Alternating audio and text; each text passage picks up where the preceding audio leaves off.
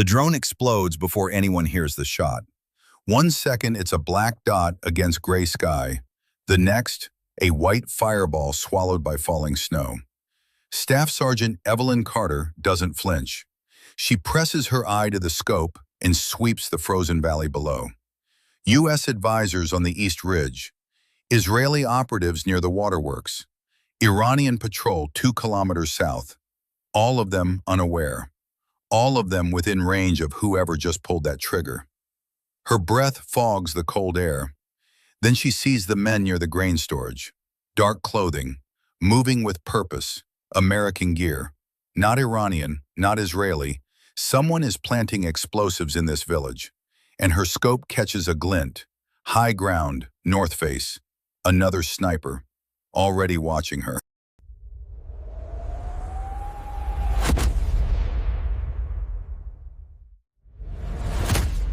The helicopter came in low and dark, running without lights. No call sign, no flight plan filed. Just rotors chopping cold air above a mountain range that didn't officially exist on any current mission map. Staff Sergeant Evelyn Carter sat in the jump seat with her rifle case between her knees and her eyes on the deck. She didn't look out the porthole. She'd already studied every satellite image of the insertion zone. Looking at the real thing now would only confuse what she thought she knew. Chief Warrant Officer Jack Mercer sat across from her. 61 years old, barrel-chested, with a face that looked like it had been left outside through several bad winters. He was cleaning his fingernails with a folding knife and watching her the way a man watches weather. "You eating?" he said over the rotor noise. "Not hungry. You should eat before a cold op." He didn't look up from the knife. "Body burns twice as fast keeping warm. You burn out before the shooting starts. That's on you." Evelyn reached into her chest rig and pulled out a protein bar. She ate half of it without tasting it. Mercer nodded once, satisfied, and went back to his fingernails. The helicopter dropped fast at the end. No hover. The crew chief shoved the door open and cold air hit them like a wall. Evelyn grabbed her case and was off the skids before the aircraft finished settling, moving low across packed snow toward the tree line. Behind her, she heard the rotors spin up again immediately. The bird was gone in 40 seconds. Protocol. No lingering, no witnesses. The joint team assembled at the rally point behind a collapsed stone wall. 4 U.S. Special Operations personnel, 2 Israeli intelligence officers whose names Evelyn had been told to forget immediately, and Mercer, who existed in the paperwork as a subject matter consultant. No one asked what that meant. Staff Sergeant Diego Reyes, their team leader, gave the hand signal to move. They crossed 500 meters of open snowfield in silence, using the last of the pre-dawn dark as cover. The village materialized slowly out of the gray, a cluster of stone buildings half buried in drifts, a church with a collapsed bell tower, wooden houses with roofs sagging under the weight of ice. Abandoned. The civilians who'd lived here had left before winter arrived, driven out by the military activity in the surrounding valleys. Evelyn walked the main street once, reading the geometry of the place the way a carpenter reads grain and wood. She noted angles. She noted distance to the ridge road. She noted the bell tower, still standing at the base, the upper section broken and leaning, open on the north face where the stones had given way. "That's my nest," she said quietly. Mercer stood beside her, breath fogging in the cold air. He looked at the tower. "Stable?" "Stable enough. Floors probably rotted through." "I'm not heavy." She was already moving toward it. He followed her up the interior stairs. Stone treads worn smooth, iron railing corroded to orange lace. The upper platform was exposed to wind on the north side where the wall had collapsed, but the remaining stonework formed a natural rest.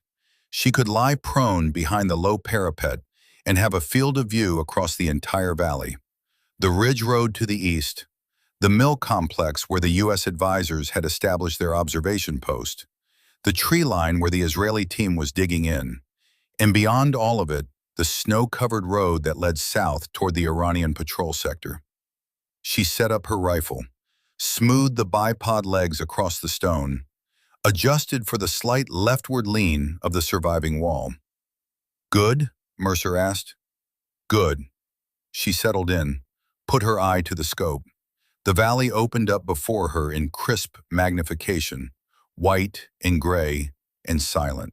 A raven circled once over the far ridge and descended into the trees. She had a clear line on everything that mattered. She also had, though she didn't know it yet, a clear line on whatever was watching her. The first 2 days were almost peaceful. That was the word Evelyn kept arriving at and kept rejecting. Peaceful was the wrong word for a place with this many weapons. But there was a rhythm to it. The Iranian patrol moving down the ridge road at the same time each morning, 6 men in 2 vehicles, predictable as a clock. The Israeli team working their surveillance equipment in the tree line, their encrypted traffic occasionally bleeding into the edge of her radio band as white noise. The U.S. advisors in the mill, running their drone coverage in 2-hour rotations.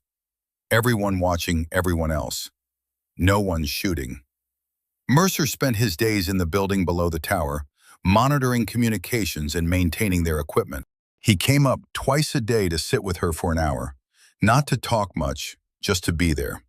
He'd been a Marine sniper instructor for 11 years before his first retirement, had unretired twice for contract work, and had the particular patience of a man who understood that most of what a sniper does is nothing.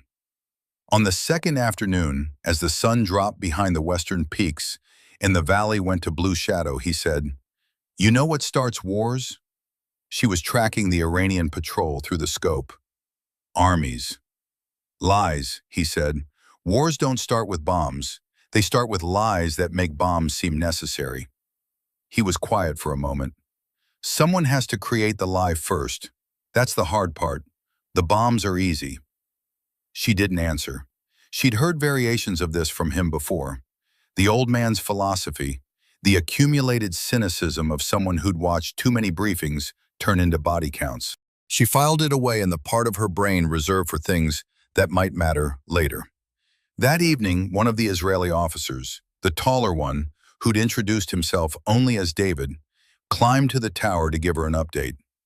Iranian patrol patterns unchanged. No unusual vehicle movements from the south. Satellite imagery from the previous night showed nothing anomalous. "Clean op so far," he said. He looked out at the valley. "You're expecting something." "Always." He left. Evelyn continued her watch. The valley went dark. She switched to thermal and watched heat signatures drift through the snowfield. Small animals moving under the surface crust. A fox crossing the open ground near the old well. Normal. Ordinary. The mundane texture of a world that hadn't started burning yet. She rotated off at midnight and slept 4 hours in her bag on the stone floor of the room below, rifle within arm's reach. She dreamed of nothing. That was good. The nights she dreamed were the nights she'd seen something her brain was still processing. She went back up before first light. It was the tire tracks that she noticed first. She was sweeping the road below the southern approach. Routine morning check. Iranian patrol not yet visible. When she caught the parallel lines in the snow at the edge of the frame. She adjusted the scope, sharpened focus.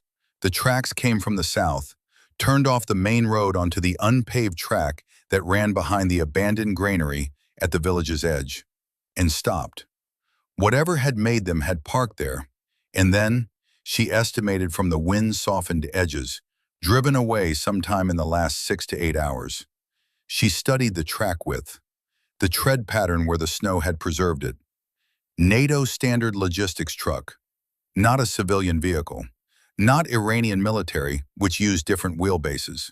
She knew the tire specifications from her own unit's equipment tables. She keyed her radio.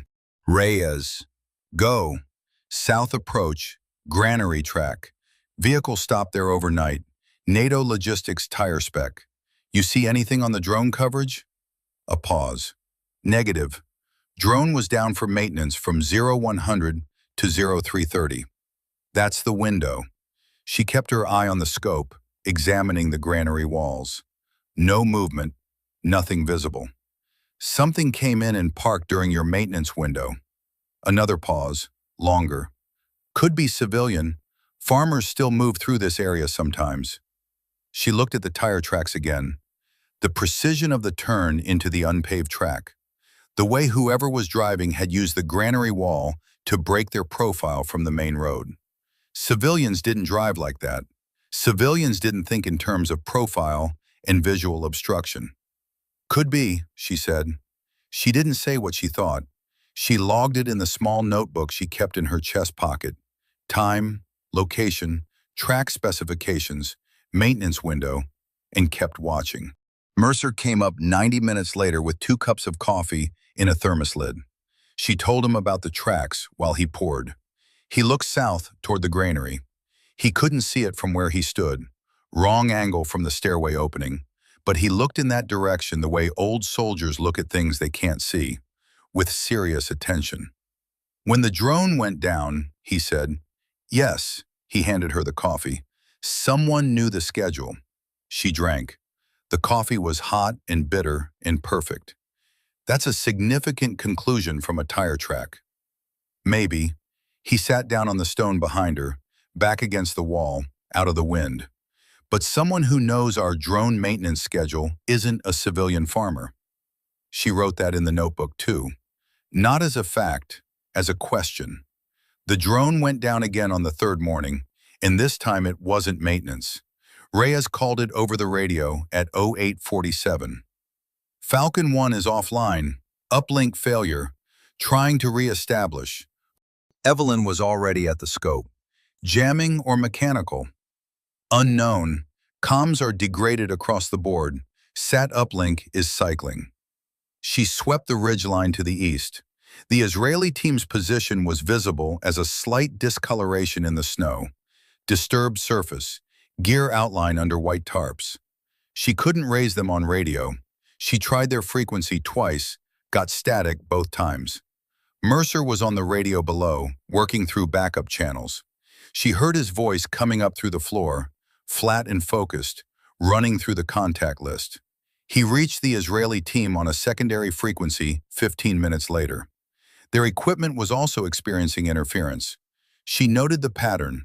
Drone uplink degraded, satellite cycling, cross-team radio intermittent. This wasn't random electronic noise. This was a coordinated signal environment. Someone running a jamming package, selective and targeted, designed to blind without completely severing communications. Sophisticated enough to affect multiple systems simultaneously. Not Iranian military capability, which in this region ran older jamming tech with a much broader and cruder footprint. This was precise work. Command, when she finally reached them through Mercer's relay, gave them the instruction she'd expected. Maintain position, minimize engagement, observe and report when uplink restores. "Something's coming," she said to Mercer when he came up with the relay. "Command knows it?" "Command's hoping it isn't what it looks like." He sat beside her. Outside, the wind was picking up from the north, pushing loose snow crystals off the roof lines in white streamers. The temperature had dropped another 4 degrees since morning. The sky to the north was a color she didn't like, flat and low, in the particular shade of white that preceded a serious storm. "When does it hit?" he asked, reading the same sky. 12 hours, maybe less." He nodded slowly. "Convenient timing." "Yes," she said, "very." A blizzard coming. Communications degraded. Drone coverage down. The valley going dark at exactly the moment something was positioning itself to move. She put her eye back to the scope and began a systematic sector sweep. She was looking for anything out of place, anything that didn't fit the pattern of the past 3 days. She found it 14 minutes later. The second drone, a smaller reconnaissance model the Israeli team was running independently, appeared from the east at 10:23. Evelyn tracked it out of habit. Small quad rotor, commercial modified, flying a lazy figure-8 pattern above the southern road. She watched it complete 2 passes. On the 3rd pass, when it reached the apex of the figure-8 above the old well, it exploded. Not catastrophically, Not a fireball. A sharp, controlled detonation at the forward motor housing. One rotor gone, airframe tumbling. It came down in a spiral and hit the snow 40 meters from the well. She had the scope on it before the debris settled. She ran the math instantly. The angle of the tumble, the direction of the initial impact. The drone had been struck from the northwest, from elevation, from somewhere above and behind her own position on the tower. She pulled back from the scope and looked northwest. Mountains, tree line, a long ridge running parallel to the valley at roughly 800 meters elevation. Snow-covered, featureless. She went back to the scope and examined the tree line on that ridge with slow, methodical patience. Nothing moving. No disturbance in the snow along the crest. No branch movement that didn't match the wind direction. But the shot had come from there. She thought about what she'd need to hit that drone at that angle. Elevation differential roughly 300 meters. Wind from the north at 12 to 15 kilometers per hour. The drone's airspeed in the figure 8, maybe 20 kilometers per hour at the apex. A moving target, cross breeze, significant elevation drop. That wasn't a lucky shot. That wasn't someone randomly firing into the sky. That was a trained precision shooter who had ranged the drone's pattern, calculated the intercept, and put one round exactly where it needed to go on the first attempt. She keyed her radio. Reyes, drone down, southwest, correction, northwest ridge. Single shot, precision fire, not Iranian. Say again on not Iranian. Iranian units in this sector don't have the optics for that shot at that range with that crosswind. The caliber signature on that impact. She studied the wreckage through the scope, reading the damage pattern. That's a large-bore precision rifle. Someone brought dedicated counter-drone equipment. Silence on the net. She stayed on the northwest ridge, scanning. Somewhere up there, someone was watching through their own optics. She could feel it the way you feel a door opening behind you in a dark room. Not a sound, not a sight. A change in the quality of the air. She noted one other thing and wrote it in her notebook. The drone had been on its third pass at the same apex point when it was hit. Not the first pass, not the second. Whoever fired had watched 2 complete orbits first, had waited to confirm the pattern, had used passes 1 and 2 to range and calculate. They didn't shoot until they were certain. That was a discipline she recognized. That was a sniper's patience. And somewhere on that ridge, they were still watching. They appeared at 1340, moving through the snow from the eastern approach road. Refugees, a group of 12, Evelyn counted them twice to be sure. Men, women, 3 children. The children were the ones that registered first, bright colored jackets against the white, moving with the stumbling urgency of people who had been walking for a long time. They came down the main road into the village and stopped in the square, looking around at the empty buildings. One of the adults, a man in a heavy coat, pointed at the church. They moved toward it. She watched them, kept watching. Something was wrong. She couldn't immediately name it. Mercer came up while she was still processing it. She described what she was seeing.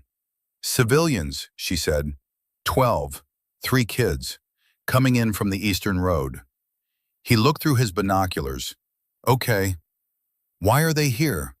The eastern road came from a village that, according to their intelligence briefing, had been evacuated to a camp 30 kilometers south 2 weeks ago. That approach route runs through the evacuation corridor. They should have been processed.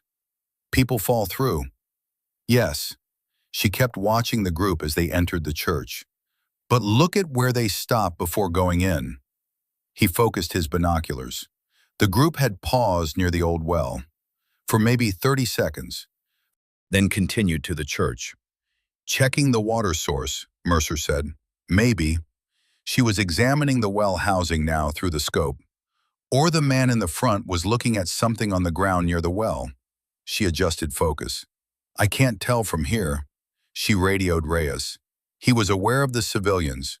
One of the advisors at the mill had eyes on them too. Command wanted them observed but not engaged. Standard protocol. You didn't move civilians back into a snowstorm without a clear threat assessment. But she kept thinking about the placement, the Eastern Road, the well, the fact that a sophisticated false flag operation, if that's what this was becoming, needed both an incident and witnesses, or better, victims. Civilians in the kill zone weren't just collateral damage in a false flag scenario. They were the point. She stayed on the church. A candle appeared in one of the small windows within 20 minutes. At least they'd gotten out of the wind. She radioed Reyes again. Request one of the advisors do a welfare check on those civilians. Low key, we need to know if they were directed here. By who? That's what I want to know. He sent one of the advisors, a young sergeant named Pacheco, across the square 40 minutes later. Pacheco spent 15 minutes in the church. He came back and reported, the group had been told by a man at a roadside checkpoint that the village was a designated shelter point. Given that information 2 days ago, she wrote it in the notebook.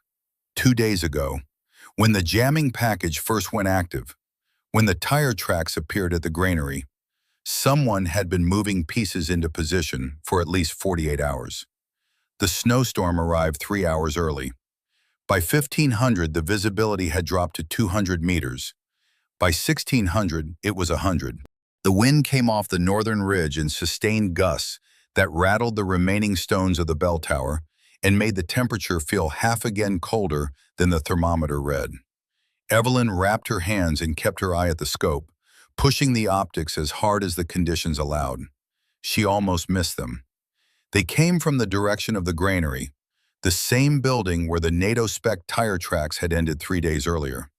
4 figures moving through the blizzard, using the church as a bearing point.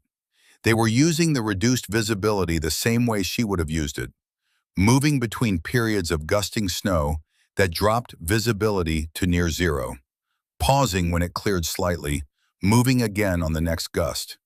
Tactical movement, deliberate, trained. She tracked them across the square. They stopped at the water tower, a wooden structure on a low stone base at the square's northeast corner, and the lead figure crouched at the base. She increased magnification. The figure was working at something near the foundation. She could not see exactly what, but she could see the way the figure moved, precise, practiced, the movements of someone who had done this before and was working from memory rather than improvisation. She swept to the second figure. He was covering the approach from the eastern road, weapon up, scanning. She noted the weapon, semi-automatic rifle with a suppressor. She noted the chest rig, modular, Molly-compatible, recognizably American in its configuration. She swept to the uniform patches. The patches were Iranian, the script and color scheme of the Islamic Revolutionary Guard Corps, yellow-green against dark fabric. She swept back to the chest rig, back to the weapon.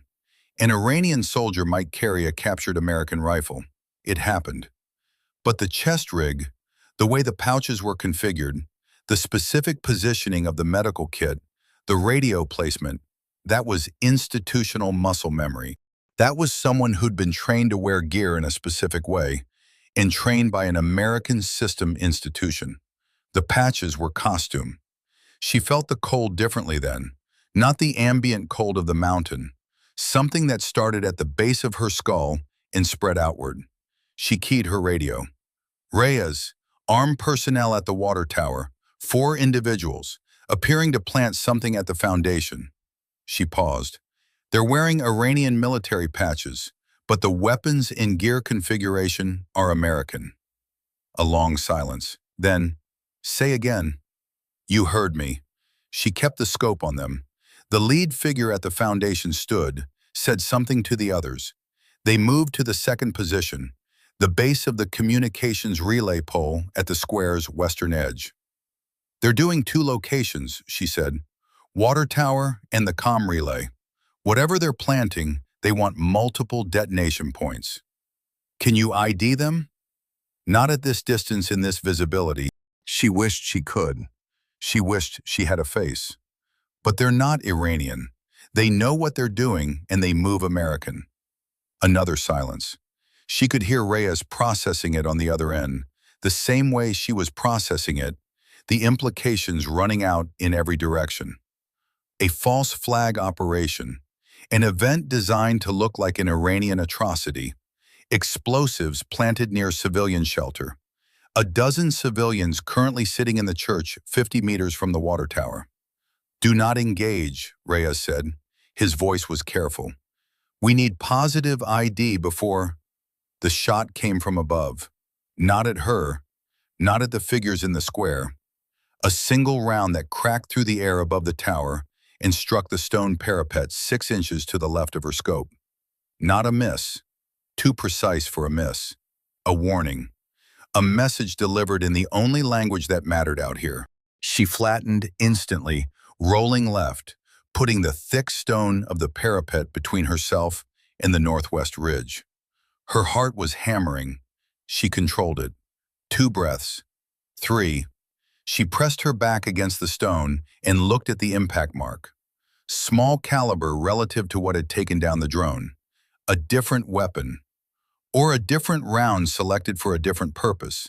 Not a kill shot. A communication. "I know where you are. I've known since the beginning, and I'm letting you know that I know." The figures in the square had vanished. She raised her head enough to check. Gone. Whatever they were planting, they'd had time to finish at least one location before disappearing back into the blizzard. She heard Mercer's boots on the stairs. He came up fast for a man his age, found her against the parapet, read the situation in 2 seconds. "You're hit?" "No." She showed him the impact mark. "Message." He looked at the gouge in the stone, his jaw set. He looked northwest toward the ridge, which was now completely invisible behind driving snow. "How long have they had eyes on you?" he said. She thought about it. "Since before we arrived," she said. "I think they were here first." The blizzard howled around the broken tower. Below in the church, 12 civilians who didn't know any of this had lit a second candle. Evelyn Carter put her back against the stone and began to think very carefully about what happened next. The warning shot told her several things simultaneously. First, the rival sniper had a clean line on her position and had chosen not to use it. That meant they wanted her alive, at least for now. Dead American snipers complicated false flag narratives. Second, they knew she'd seen the men in the square. The timing of the shot, arriving within seconds of her radio transmission, meant they were monitoring her communications. Or someone on her net was feeding them. Third, the choice of a smaller caliber for the warning, not the large-bore round that had taken down the drone, was deliberate. 2 different weapons, or 2 different loads. A shooter who managed their ammunition selection was thinking in scenarios, not just reactions. She was dealing with a professional. Not a soldier following orders, someone who thought. She filed that information in the same careful part of her brain where she kept the tire tracks and the maintenance window and the placement of the civilians. Nothing was random here. Every element had been arranged, and whoever arranged it had counted on her seeing exactly what she'd seen, had perhaps needed her to see it to create a record of Iranian uniformed personnel planting explosives, a record that would survive even if she didn't. Witnesses to atrocity, that's what they needed, even reluctant ones, even hostile ones. She looked at Mercer. He was already reading her expression.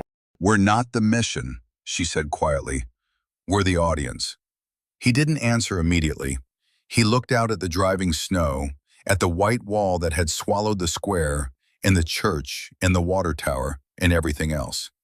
Then he said, "Then we need to stop watching and start interrupting." She nodded. But interrupting required knowing the script, and so far she only had the first act. The blizzard didn't arrive gradually. It came like a wall, a solid curtain of white that swept down from the northern ridge and erased the valley in under a minute. One moment Evelyn could see the waterworks building 280 meters away. The next she could see nothing beyond the edge of the tower's jagged crown.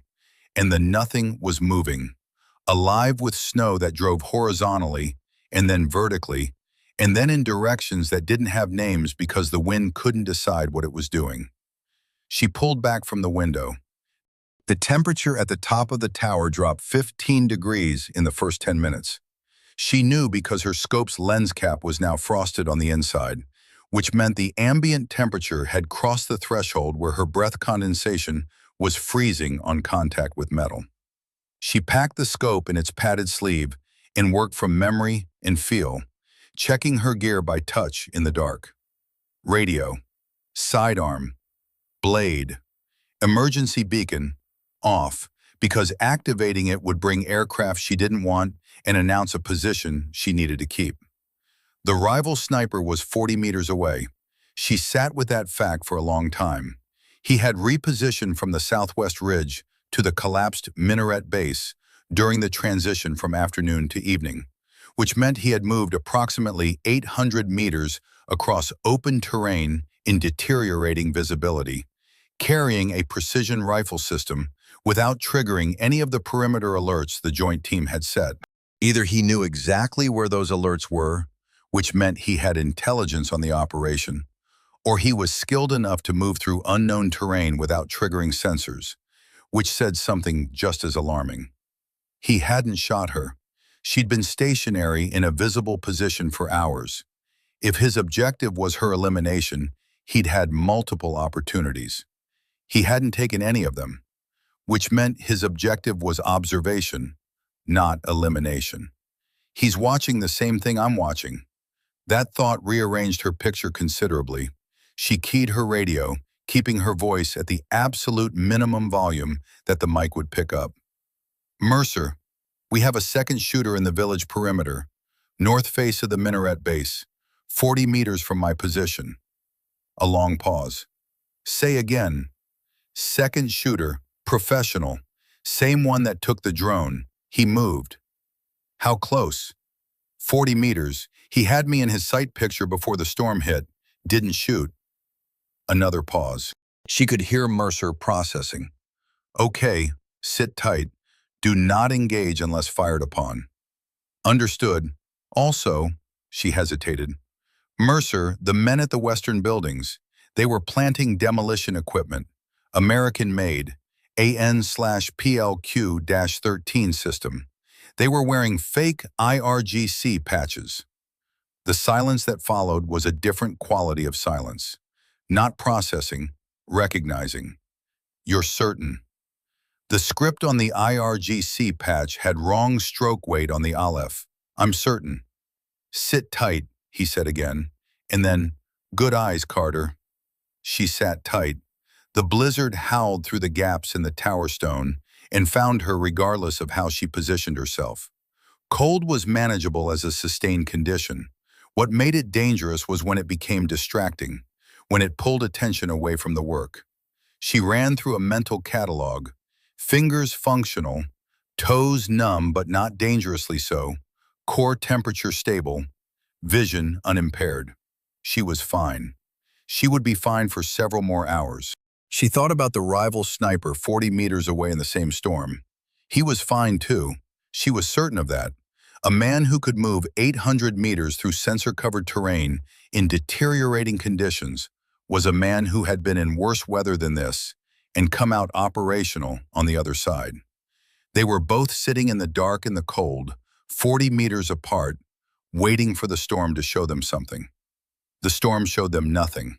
It screamed and pushed and drove snow through every gap, and Evelyn sat in the dark with her back against the cold stone and her hand on her rifle, and listened to the night trying to tear the world apart. She didn't sleep. She thought instead. It was a discipline she'd developed during long static Overwatch operations. The ability to think in a sustained, methodical way without the thinking becoming anxiety. Anxiety was thinking without direction. What she practiced was directed thought, systematic, moving from known fact to logical inference to testable hypothesis, building a picture that could be updated when new evidence arrived. She thought about the men in the fake IRGC uniforms. She thought about the NATO spec tire tracks. She thought about the PLQ-13 relay system pre-staged in her tower, which meant the tower had been prepared for this operation before the joint team arrived, which meant the operations planners had known the joint team was coming. Not specifically, Mercer had said it. They'd planned around doctrine, not intelligence. They'd known a U.S.-Israeli joint surveillance operation would use the bell tower because the bell tower was the only viable Overwatch position in this terrain. They'd prepared for the expected move rather than the specific move. That was a different kind of intelligence. Operations knowledge, an understanding of how U.S. and Israeli joint teams operated, what positions they used, what their standard Overwatch architecture looked like. The kind of knowledge that came from studying after-action reports, from sitting in briefings, from years of operating inside the same ecosystem before deciding to operate against it. She thought about who had that access. The list was uncomfortable. She put it aside. Not her job in the immediate term. Her job was to stop the detonation. The investigation of how the information had leaked was someone else's war, fought with different weapons in different rooms. Her war was here, in this tower, in this storm. The storm was enormous. She'd been in blizzards before. Alaska, Norway, the Caucasus, all the places the Army sent people who were good at cold. But there was something about this valley, something in the way the wind channeled between the ridgelines, that made it feel more elemental than weather, more personal. The mountain didn't distinguish between soldiers and civilians, between friends and enemies. It simply applied pressure and waited to see what broke. She pressed her back against the stone and let it apply its pressure and did not break. Dawn didn't arrive so much as the darkness became slightly less absolute. The storm had diminished overnight, not ended, but settled into a steady, punishing snowfall that reduced visibility to perhaps 60 meters at ground level. The horizontal drive was gone. What remained was a gray curtain that shifted and breathed and made the world look like a photograph taken through frosted glass. Evelyn moved to the window. The minaret base was visible as a shape, gray stone against gray air, darker than the snow around it. The gap she'd identified, the one the rival had used, was a shadow inside a shadow. She watched it for 20 minutes without moving. Nothing. He'd moved again. During the worst of the storm, when visibility was zero and movement was undetectable, he'd repositioned. She hadn't heard him. She hadn't felt the disturbance in the air pressure that moving bodies created at close range. He was very, very good. She spent the next hour building a theory of him from the evidence available. He'd taken the Israeli drone with a large caliber precision round from approximately 1,600 meters in the first day of observation, establishing that he had a long-range system and knew how to use it. He'd chosen the optimal moment in the drone's flight pattern, which required advanced study of the pattern rather than opportunistic observation. He'd then moved 800 meters to the minaret base undetected. He'd positioned himself 40 meters from her and observed without shooting. He was patient. He was mobile. He had intelligence on the operation. He was not currently trying to kill her. She thought about who had that profile. Not Iranian. The IRGC ran their snipers in fixed positions with designated fields of fire and rigid ROE. They didn't move like this. Not Russian. Russian GRU snipers were excellent, but they worked in pairs always, and she'd seen no sign of a second presence anywhere in the village. Not American. She knew the American operators on this mission, and none of them were unaccounted for. Private. Contracted. Someone with the training of a special operations sniper and the operational flexibility that came with working for an organization that didn't have to follow anyone's rules. She thought about his shooting technique. The drone engagement had been remarkable in a specific way. Not just the range, not just the precision, but the timing. He had fired during a window that lasted approximately 4 seconds. Any later, and the drone would have banked into its western leg. Any earlier, and the background geometry would have been less clean. He'd been watching that pattern long enough to know it, had calculated his shot position before the window opened, and had fired at the precise moment of maximum advantage. That was not reaction. That was anticipation. The product of a mind that thought several cycles ahead and was comfortable holding still while time ran out, waiting for the exact right moment rather than the merely good enough moment. She'd been taught that discipline. She'd been taught it by an instructor who had served in the Rangers before SFAS, who told her class that the most dangerous thing a sniper could do was mistake urgency for opportunity. The shot that presents itself is rarely the best shot. The best shot is the one you've already calculated and are simply waiting to execute. This man had been taught the same lesson by someone who meant it. She thought about his choice of round.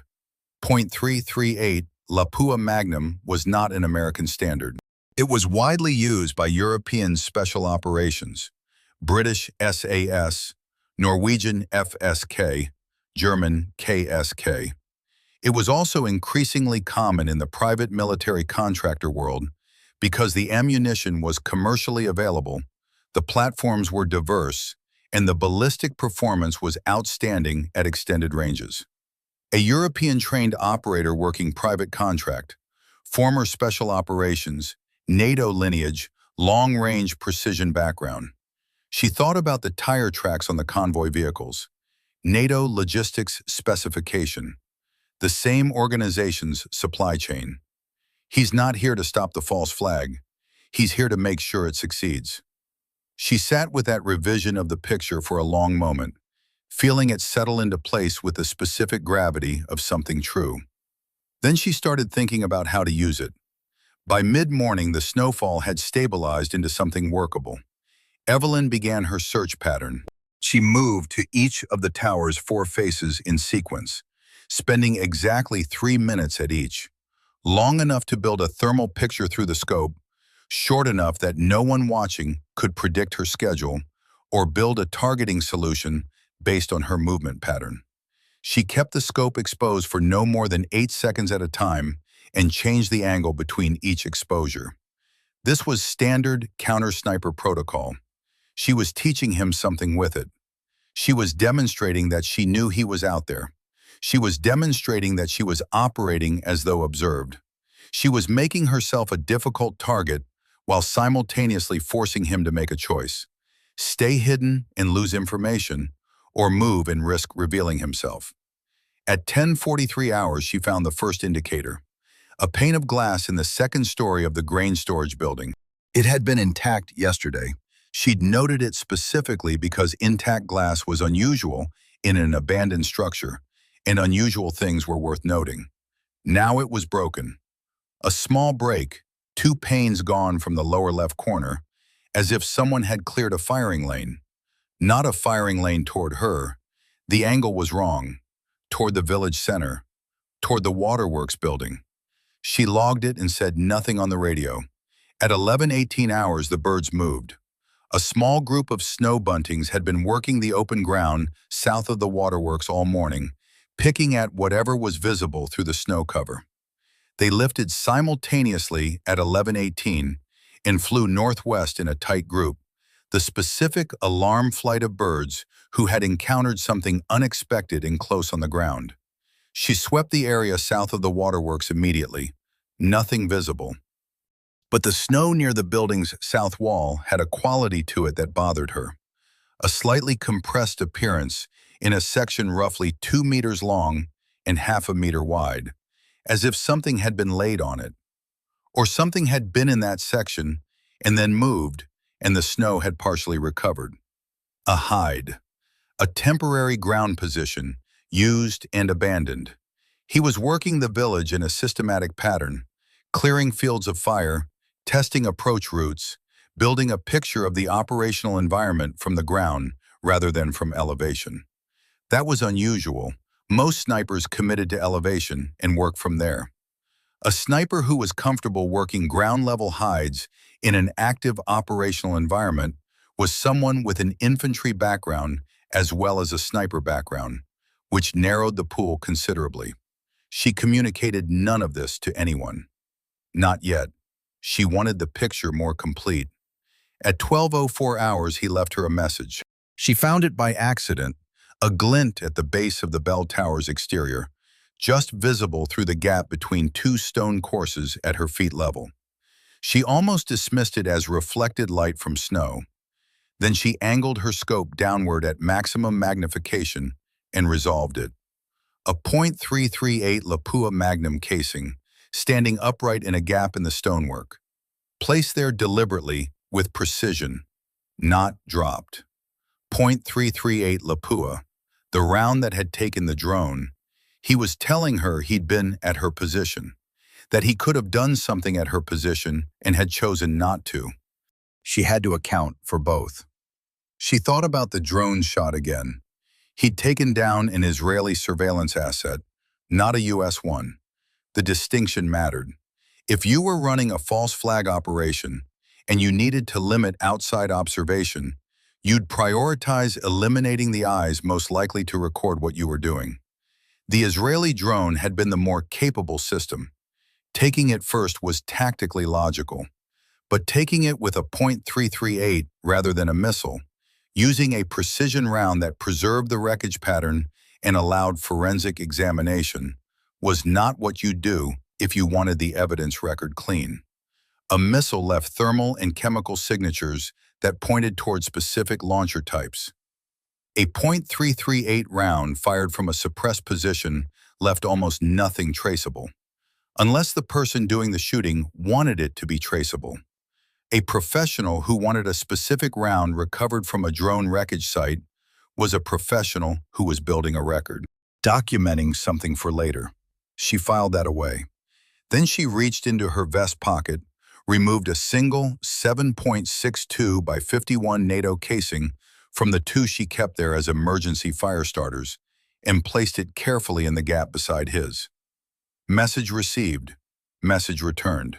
She went back to her scope. At 13:30 hours, the encrypted radio net went down completely. Not degraded, not intermittent, down. Evelyn keyed the transmit button 3 times and received nothing. Not static, not broken signal, nothing. The frequency was as dead as open air. She climbed down from the tower. Mercer was in the basement of the adjacent building, the one the joint team had designated as their operations center. When she came in, she found him standing at the communications table with the ISA analyst, Georgetown ring, who was working through the backup frequency list with the focused speed of someone who already knew what they were going to find. All nets? Evelyn asked. All nets, Mercer confirmed. Primary, secondary, and the Israeli parallel system, all jammed simultaneously at 13:30. That's coordinated. Yes, it is. Which means someone knows our frequency roster. She looked at the ISA analyst. Who has access to our frequency allocation? The analyst, her name was Vasquez, Evelyn had learned, though she'd never volunteered it, looked up from her equipment. Joint Operations Center, the Israeli liaison team, and theoretically the operational brief which was distributed to, how many people? 12 cleared personnel, plus the JOC duty staff. So 25 people. Approximately. Evelyn looked at Mercer. He was looking at the wall, which meant he was thinking. She waited. The drone system, he said finally. The Israeli parallel comms, our primary net, our backup net. He turned to face her. That's 4 separate systems running on different hardware with different frequency profiles. To jam all 4 simultaneously, you need either multiple jamming platforms or a single platform with a spectrum profile wide enough to blank the entire operational bandwidth. That's significant hardware. Military-grade hardware, not improvised. He paused. The same trucks that brought the demolition equipment could have brought the jamming system. She thought about the convoy, 6 vehicles. The equipment they'd unloaded had been crated, and she'd only been able to identify the demolition initiation system. The other crates could have contained almost anything. We're blind and deaf, she said. For now, we still have local line-of-sight radio between team elements, short range only. He met her eyes. And we have our feet. What are you thinking? He pulled a hand-drawn map from his jacket. He always had a hand-drawn map, she'd noticed, refused to rely entirely on digital, and unfolded it on the table. The village center, the key buildings, the road, the ridgelines. His handwriting was small and angular and had the compressed clarity of a man who'd spent decades working in the margins. The demolition system they planted uses a relay architecture, he said. PLQ-13 doesn't have a single trigger. It runs through a mesh of relay nodes that triangulate and confirm before initiating. You can't fire it with one signal. You need 3 relay confirmations. How do you know the PLQ-13 architecture? Because I wrote the training manual for it in 2009. He said this without pride. The relay nodes are small, about the size of a thermos, battery-powered. They'll be placed at the 3 highest points around the target structure to maximize triangulation accuracy. He pointed at the map. For the waterworks building, that's the grain storage roof, the East Ridge outcrop, and the bell tower. Evelyn went still. They need to place a relay node at my position, she said, or they already have. He met her eyes again. When did you last do a full sweep of the tower interior? She thought. The initial setup, night 1. She'd swept for booby traps and then set up. She hadn't done a secondary sweep because there'd been no opportunity when she was away from the position. Go check, he said. Don't remove anything if you find it. Just confirm. She went. The relay node was in the floor. Not planted recently, it had been there before the team arrived, which meant the team's arrival had been anticipated. It was set into a gap between the stone courses beneath her bipod position, sealed with gray compound that matched the stone color closely enough that it was invisible unless you were looking for it at close range with light. Cylindrical, roughly the size of a thermos, a small antenna barely visible at one end. She did not touch it. She went back down and told Mercer. He absorbed this without visible reaction, which was his particular skill. Okay, he said, okay. He was quiet for a moment. Then, they pre-staged the relay system before the mission launched. That means they had either direct knowledge of our operational plan, or they planned around a U.S.-Israeli joint surveillance mission as an assumed condition, meaning they didn't know specifically about us. They just knew that any U.S.-Israeli joint op in this valley would use the bell tower for Overwatch, because it's the only viable position. That's actually worse, Vasquez said from across the room. Yes, Mercer agreed. It means the operation was designed to exploit standard U.S.-Israeli operating procedures, not specific intelligence about this mission, which means whoever is running it understands our doctrine. That's a very short list, Evelyn said. It is. He picked up a pencil and turned it end over end in his fingers, thinking. The signal fragments you intercepted, the ones the Israeli team picked up night before last, do we still have those? Vasquez. We have partial captures. Maybe 40% of the transmission before jamming degraded the signal. Run them. Vasquez pulled up the capture on her laptop. The display showed a frequency graph and an audio waveform. She hit play. The signal was heavily encrypted. Evelyn couldn't resolve any content, but Vasquez wasn't listening for content. She was looking at the transmission characteristics. Frequency hopping pattern, Vasquez said after a moment. 64 hop sequence. Interval is, she paused, 47.3 milliseconds. Mercer made a sound. What? Evelyn asked. 47.3 milliseconds is a non-standard interval, he said. Standard U.S. tactical comms hops at 50 milliseconds or 25 milliseconds. Russian systems use 33 milliseconds. Israeli systems use 40 milliseconds. He set down the pencil. 47.3 is a custom interval. Someone modified the system to use a non-standard hop rate specifically to avoid automated signal recognition. Who does that? Private military intelligence contractors with the technical capability to modify JTRS architecture. He said it flatly. 3 organizations worldwide have that specific capability. 2 of them are US-based defense contractors. The third is a European private intelligence firm that has operated in this region before. Which firm? He looked at her for a moment. One that officially doesn't exist and therefore can't be named in any official report. He picked up the pencil again. But which I am personally aware of because they were implicated in a similar operation in Georgia in 2017 that I was asked to review the after-action report for. Evelyn stared at him. Georgia 2017, she said slowly, the Tbilisi incident, which officially was a gas pipeline explosion caused by maintenance failure. He held her gaze, and which I can tell you from the after-action was not. The room was very quiet.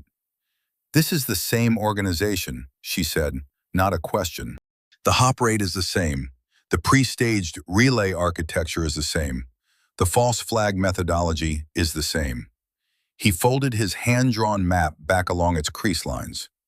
In Tbilisi, they were trying to blame Russia. Here they're blaming Iran.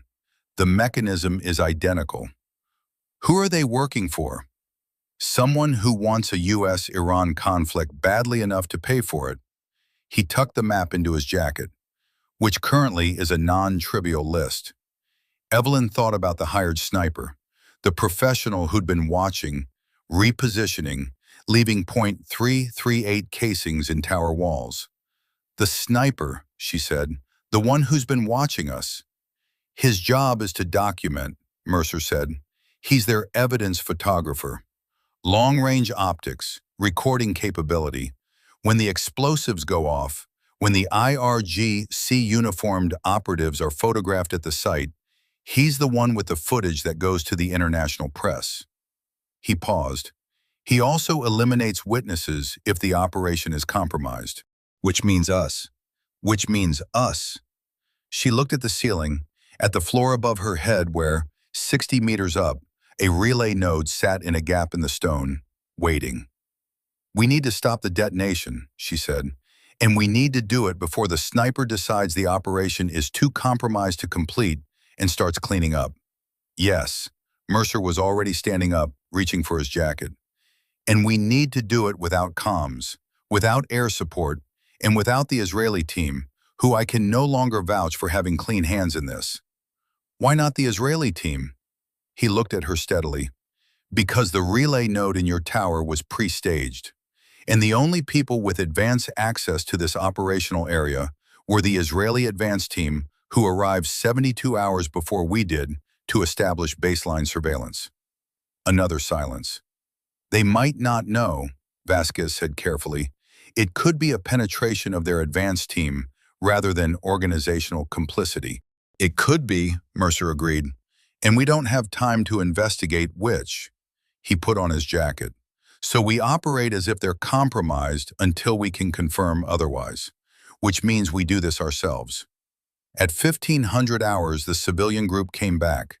Evelyn saw them from the tower before Mercer had finished briefing the 2 remaining U.S. operators, both of whom were combat-trained but not sniper-trained, and whose value in this situation was in mobility and muscle rather than precision. The civilians had apparently doubled back from wherever they'd been redirected to, driven by cold and the need for shelter, and now they were moving into the village from the south with the unstoppable logic of people who had nowhere else to go. 32 of them. She counted again. 32. 11 children. She keyed the local radio. Civilians re-entering village from south. 32 personnel, including 11 minors. They're moving toward the village center. Copy, Mercer said. Can you redirect? She looked at the ground conditions. The snowfall was heavier than it had been in the afternoon. Temperature dropping fast. The civilians were dressed for movement, not for standing still in a worsening storm. The analyst with the clipboard could redirect them, but there was nowhere safe to redirect them to. The terrain south of the village was open valley, no shelter, and the temperature would be fatal within 2 hours. Negative, she said. Environmental conditions make redirection hazardous. They need shelter. Copy that. A pause. What's the safest structure? She thought about the relay node architecture Mercer had mapped. Grain storage, East Ridge, Bell Tower. The waterworks building was the intended target. The structures around it were the relay trigger points, which left the three buildings on the south perimeter. They're outside the relay footprint. Copy. Can you guide them there from your position? She looked at the distance. She could not guide 32 civilians from a sniper tower without either exposing herself or abandoning her position. Both options were bad. I can try to signal, she said. She didn't try to signal. What happened was that the lead figure in the civilian group, a heavy-set man in his 50s with a gray coat, stopped at the edge of the village and looked around with the assessment of someone who knew this place. He turned, said something to the people behind him, and then led them directly toward the waterworks building. Local knowledge. He'd sheltered there before, probably. The building was structurally sound. It had the well. It was the obvious choice. Mercer, they're going to the waterworks. I'm moving. His voice was tight. She could hear his boots on stone, fast. You'll expose yourself to the sniper. I know. Mercer, Carter, if those explosives detonate with 32 civilians in the waterworks building, this operation is already over. Everything we know, everything we documented, it doesn't matter anymore because the story will be written and it will be written wrong, and 100,000 people will die in the war that follows. His breathing was steady. She could hear him moving fast through the storm. One old man walking across a courtyard is worth the risk. She watched through her scope. He came out from the operations center building at a measured pace, not running, which would draw attention, but walking with the direct purposefulness of authority. He crossed the open ground between the buildings in approximately 90 seconds, the longest 90 seconds she had spent at a scope in years, and reached the civilian group as they were entering the waterworks yard. She watched him work. This was the thing about Mercer that the official record didn't capture and couldn't capture. His file said Marine Sniper, Instructor, 41 years combined active and advisory service, 17 commendations. His file did not say that he understood people the way good officers understood terrain, not as obstacles or assets, but as systems with their own logic and pressures and points of least resistance. He'd told her once that a good sniper had to understand why people moved before he could predict where they'd move next. That principle applied beyond the scope. She watched him find the gray-coated man. She watched him read the man's posture in the 3 seconds before speaking. The assessment of a stranger that Mercer did so fast it looked like instinct. She watched him position himself slightly to the side rather than head-on, reducing threat geometry. She watched him use his hands in a specific way, open and low, the universal language of non-aggression in a population that had spent decades learning to read strangers for danger. She watched the gray-coated man's shoulders drop 2 centimeters. That was Mercer's skill. Not the shooting, not the intelligence work. This. 40 seconds of conversation. Then the gray-coated man turned and spoke to the group, and the group moved. South perimeter buildings, away from the waterworks. She exhaled, and then she saw the man watching from the eastern edge of the grain storage building. Dark clothing, fake IRGC patch on his left shoulder, just visible at this distance. He'd seen Mercer redirect the civilians. He had a radio in his hand. She reached for her own radio. "Mercer, get inside, now! You've been seen." She heard the change in his footsteps. Not running, which would confirm threat awareness, but the controlled acceleration of a man changing pace without appearing to change pace. Professional. He'd been in hostile observation before, but he wasn't fast enough. The shot came from a second-story window of a building she hadn't cleared, one of the western structures, a different window than the broken glass she'd noted. Not aimed at Mercer, aimed past him. A warning. Designed to stop him in the open, force him to freeze or take cover, and keep him exposed. She put her scope on the window. Nothing.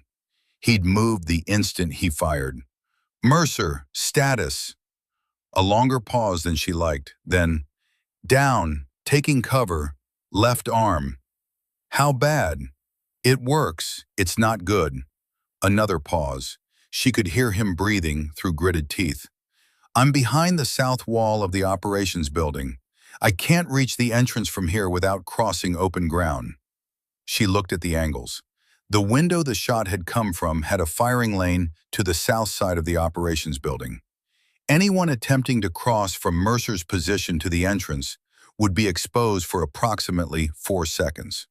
4 seconds was an eternity. Stay down, she said. I'm working it.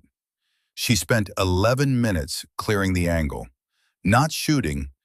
She couldn't confirm a target.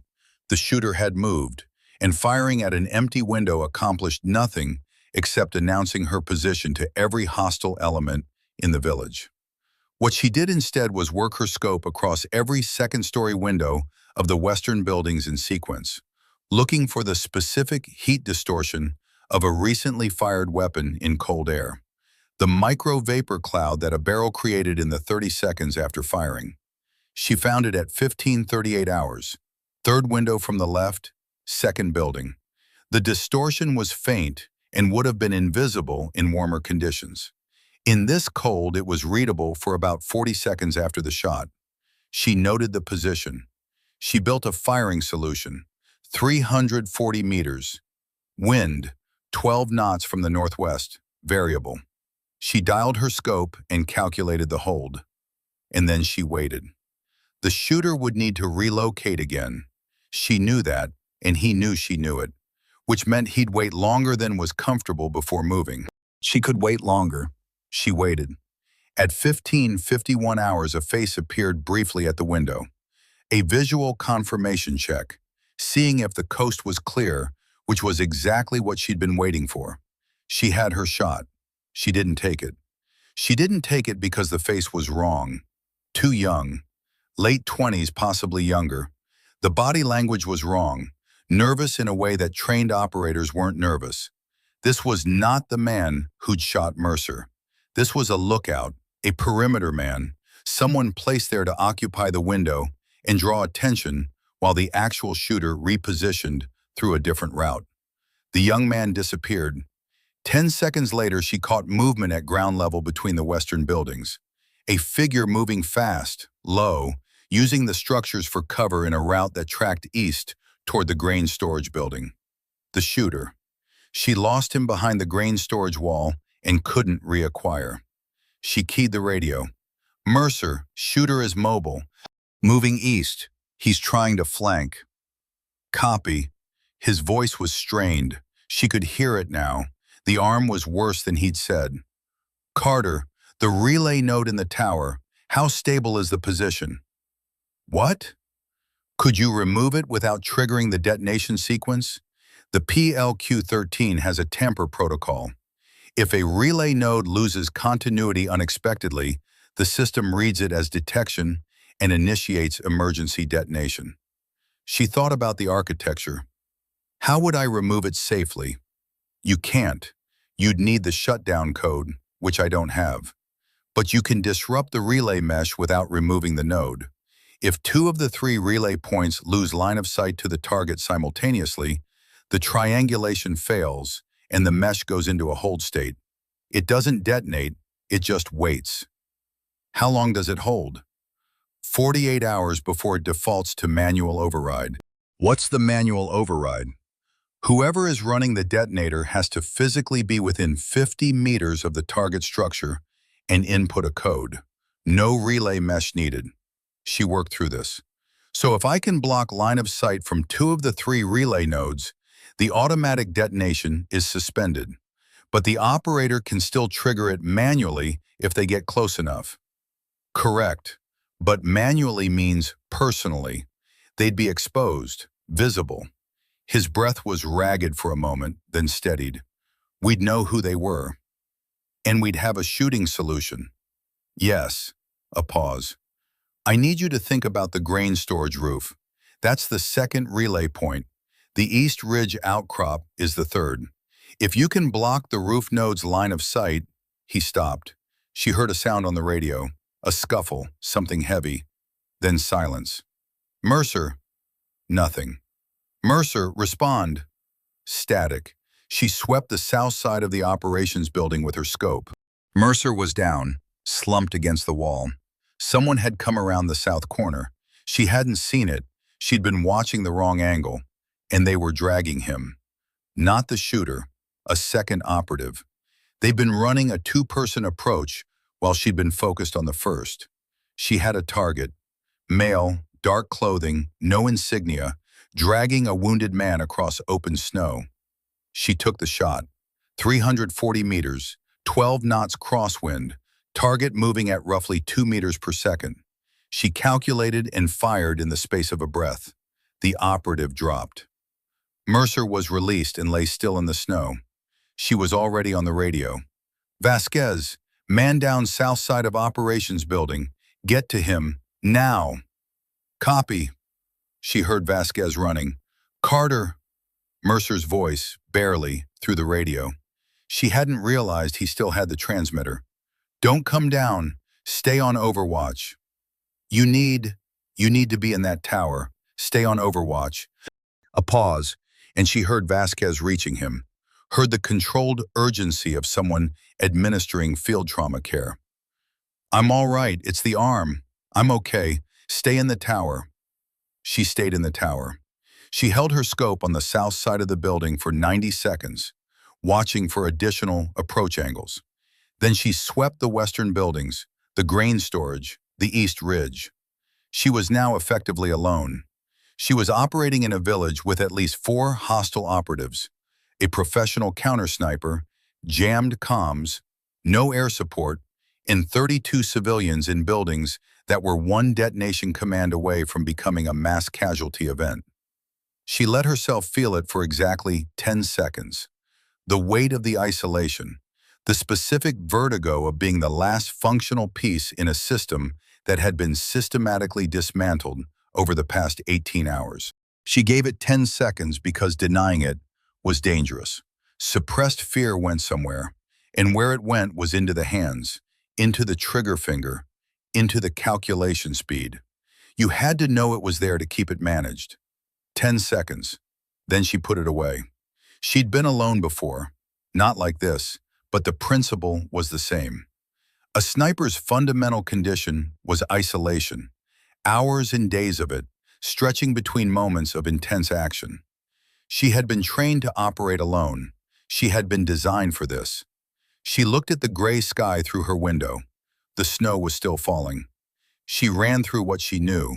She ran through what she needed to do.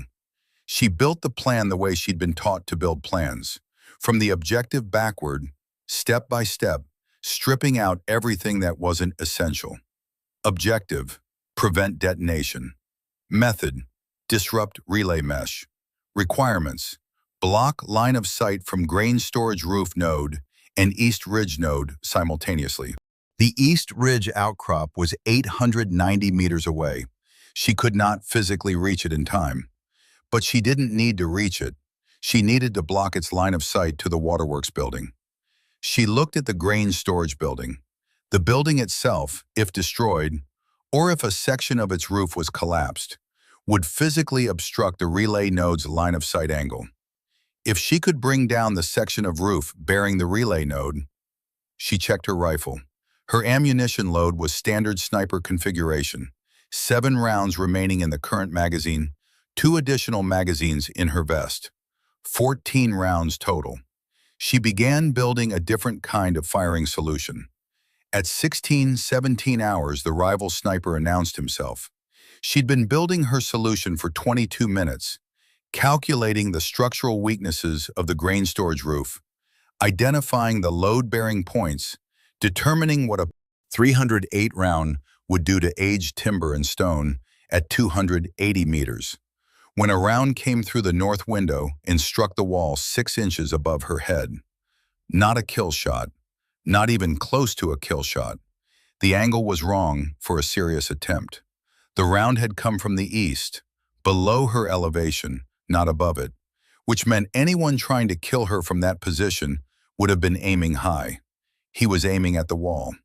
She dropped below the sill and pressed against the stone, processing. The message was layered. First message, I know where you are. Second message, I could have put that round through your skull and I didn't.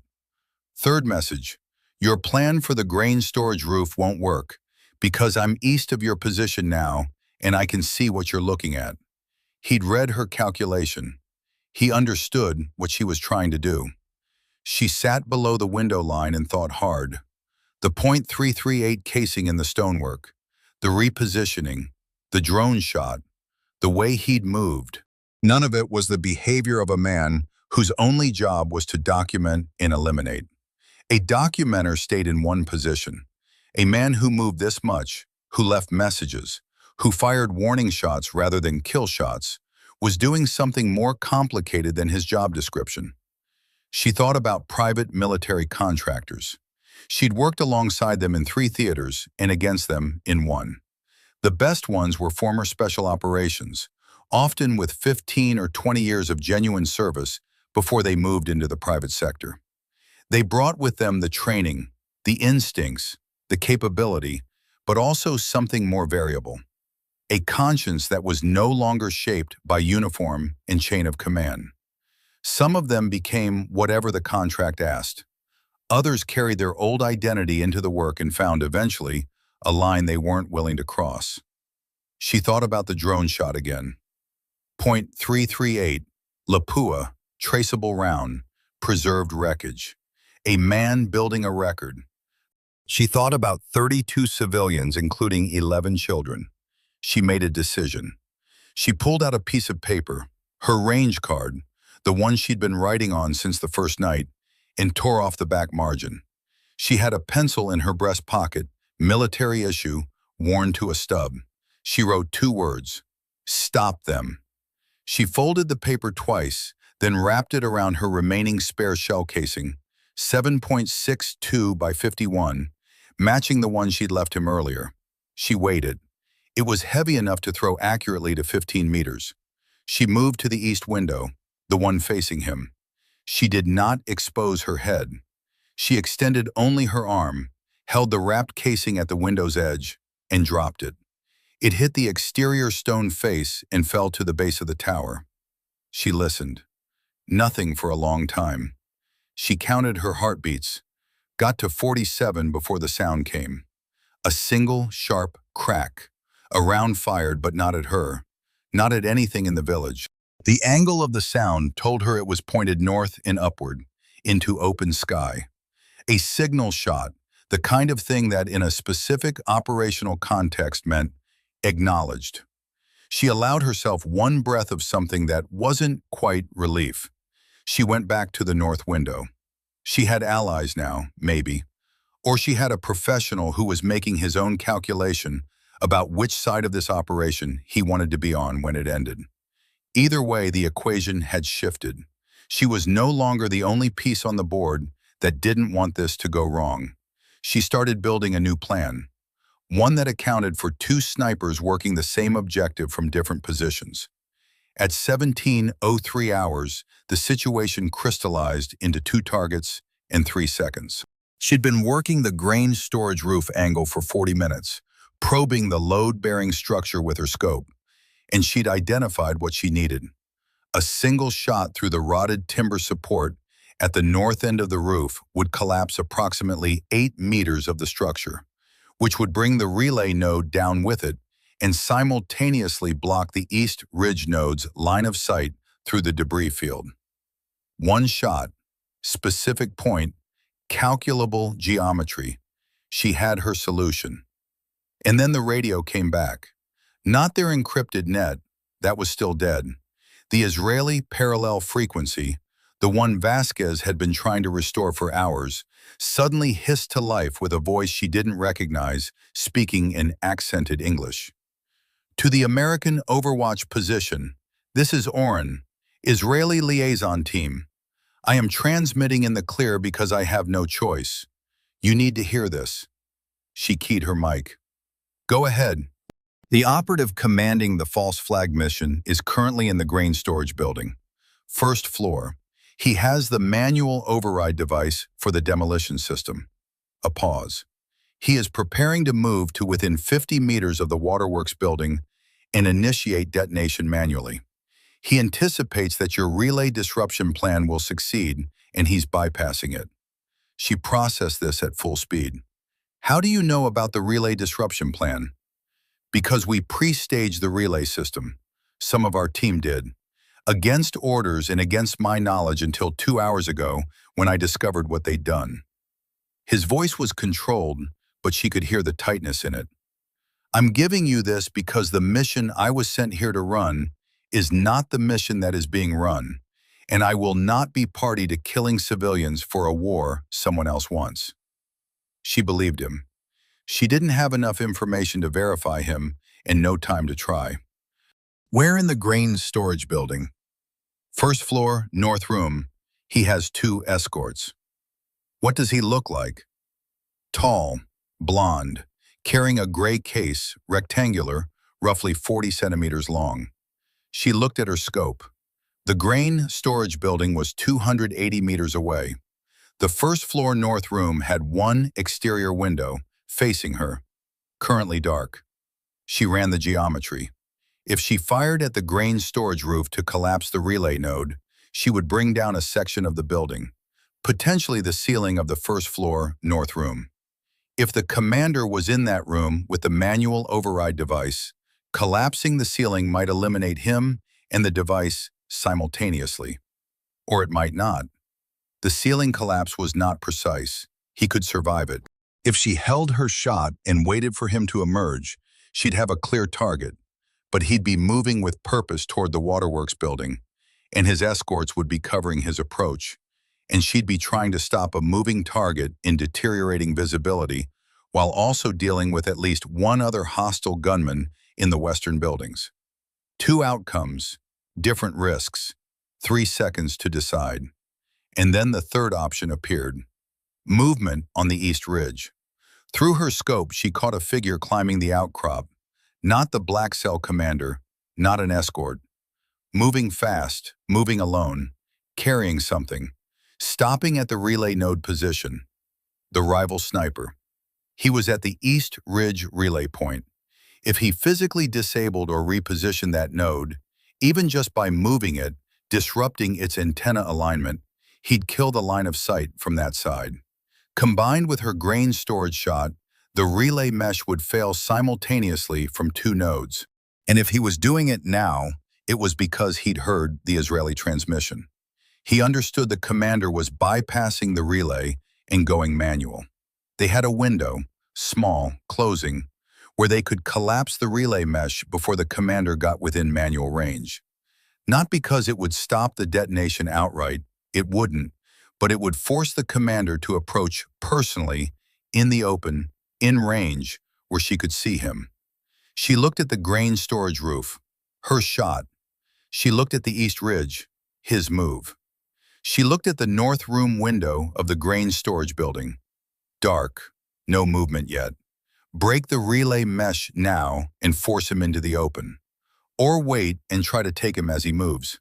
She had the roof in her scope. She had her solution. She had the precise intersection point on the timber support. The radio crackled. Vasquez from the operations building.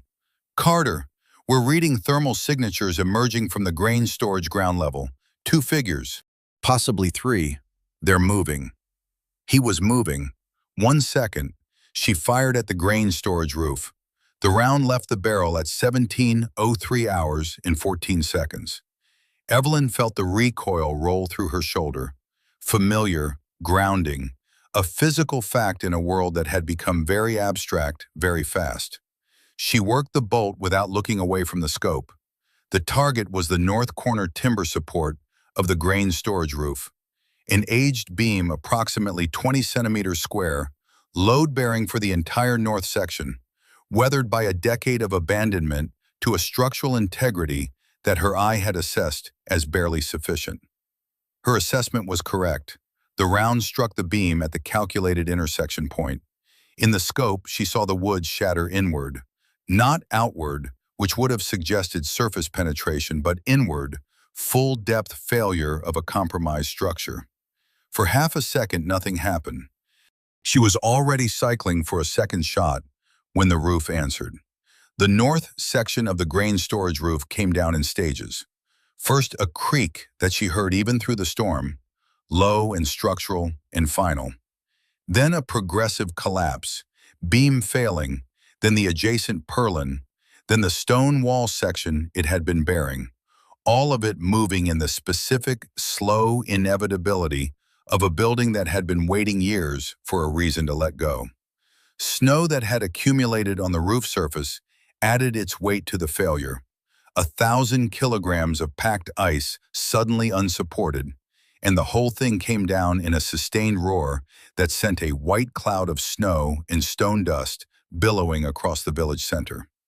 The relay node on the grain storage roof was now under 2 meters of rubble. Its line of sight to the waterworks building was gone. She was already moving her scope to the east ridge before the dust settled. At 890 meters, the rival sniper was a barely visible shape against the gray rock. She could not resolve detail at this range and in this light, only movement. He was at the relay node position. He was doing something to it, repositioning, tilting, disrupting the antenna alignment. She watched him work for 4 seconds, and then he was gone, dropping back below the ridgeline, and she understood from the way he moved, deliberately, purposefully, not with urgency, that he had done what he intended to do. 2 nodes disrupted simultaneously. The relay mesh was in hold state. The automatic detonation was suspended. She exhaled a breath she'd been holding for what felt like several minutes. Then she keyed her radio. "Vasquez, what's the thermal status on those figures from the grain storage?" A pause. Vasquez had been watching from the operations building window with the only remaining thermal scope available to the team. 3 figures, 1 has stopped. 2 are still moving. Moving north, toward the village center. North, toward the waterworks building. The commander with the manual override device was still moving. The roof collapse hadn't stopped him. He'd anticipated the relay disruption. Oren had said as much, and he was proceeding directly to the manual trigger, which meant she had a window, measured in the time it would take him to cross 200 meters of open ground in a blizzard, before he was within the 50-meter trigger radius of the waterworks building. She began calculating. 2 figures moving north. Commander plus 1 escort. The stopped figure was either a second escort taking cover or a casualty from the roof collapse debris. She couldn't confirm which and couldn't afford to assume either. 2 moving targets, open ground, approximately 200 meters from the waterworks building, closing. Wind, 15 knots from the northwest, increasing. The storm was strengthening again. Visibility at ground level, 40 to 60 meters. Enough to move through, not enough to see clearly. She had the thermal signature through her scope's image-intensified display. She had a firing solution. She had 7 rounds in the magazine. What she didn't have was a clean confirmation on which thermal signature was the commander and which was the escort. "Vasquez," she said, "the 2 moving north. Can you distinguish which one is carrying the case?" "Negative. I don't have the resolution at this range in these conditions." She thought. The gray case, roughly 40 centimeters, rectangular. Oren had said the commander was tall and blonde. In thermal imaging, height was sometimes readable, but blonde hair was invisible. The case, however, would show differently than a body. A dense, rectangular object at a consistent temperature, carried against a warmer body, would create a specific thermal contrast signature. She looked at the 2 figures through her scope. The left figure was slightly larger, moving faster. The right figure was slightly behind, moving in the left figure's footsteps. Draft positioning, conserving energy, the behavior of someone following rather than leading. The left figure. She made her decision. She was building her firing solution on the left figure when the round came through the south window. Not her window, the south window, the one she hadn't used in 3 hours, the one she'd been ignoring because it faced away from her field of operation. The round came through it at a downward angle, fired from elevation, from somewhere south of the tower, from a position she hadn't checked in 12 hours, and struck the floor 2 feet to her right. She rolled left without thinking. Pure training. Her scope disconnected from the bipod as she moved, and she had the rifle in her hands as she hit the wall, pressing flat against the stone. He'd moved again. South. He'd gone south, around the entire village perimeter, worked his way to an elevated position on the south slope. All the time she'd been watching north, he'd been moving south. All the time she'd been tracking the rival sniper as a north and east threat, he'd been completing a 180-degree reposition. This was not the rival sniper. She understood that in the same moment she pressed against the wall. The rival sniper had acknowledged her two-word message. He'd fired the signal shot. He was currently on the east ridge dismantling the relay node. This was someone else. A third sniper. Or the second escort from the grain storage building. The one Vasquez had reported as stopped. Not a casualty from the collapse, but someone who'd broken off the commander's approach and moved to provide Overwatch cover, and who had enough training to reposition quickly, identify her tower, and find an angle she hadn't covered. The round had come from below. That meant he was working at a lower elevation than the tower crown, shooting upward through the south window. The angle told her his position was within 200 meters. At greater range, the upward angle wouldn't have been steep enough to clear the window frame. South slope. Elevated ground but not ridge level. 100 to 180 meters. She worked the geometry in her head. The south window was on her left. Her current position against the west wall was dead ground from the south window's angle. He couldn't see her here without repositioning laterally. She had perhaps 60 seconds before he solved that problem. She moved, low and fast across the tower floor to the east wall, pressing against it. Now she had the south window on her right and a firing angle through the east gap at the south slope. Oblique, but workable. She brought the rifle up, exposed only the barrel and the forward scope mount through the east gap. She couldn't use the scope at this angle. The geometry was wrong. She was going to have to do this on iron sights and instinct at a target in reduced visibility. She found him. He was exactly where the angle said he'd be, 140 meters out, prone in the snow, using a shallow depression in the slope for cover. She could see the dark outline of his position, the shape of a man lying flat with a rifle, and the specific stillness of a shooter who was about to fire. She fired first. The round went where she aimed it, which was not at him but at the snow ridge 3 inches in front of his position. The impact threw a burst of white directly into his face, and the recoil of his own shot, which fired simultaneously, sent his round wide and high. She had her next round chambered before the echo had fully rolled. He wasn't moving. She held the iron sight on his position for 3 seconds. He wasn't moving, not taking cover, not returning fire, not repositioning, just still. She didn't fire again. A shooter who goes still without taking cover is either dead, critically wounded, or has decided to stop. She gave it 5 seconds, then 10, then moved back to her scope in the north window, because the commander was still walking toward the waterworks building, and she had 8 rounds left and a choice to make. The two thermal figures were closer. She estimated 120 meters from the waterworks building. Moving at roughly a meter per second in the snow, she had less than 2 minutes before the left figure, the commander, was within the 50-meter manual trigger radius. She needed a different angle. Her current north window gave her a sight picture onto the village center, but the falling snow had thickened in the last 20 minutes, and the thermal display was degrading. She was working with a heat signature rather than a resolved image, which was workable but not ideal for a shot she needed to be certain about. She thought about the bell tower's 4 faces: north, south, east, west.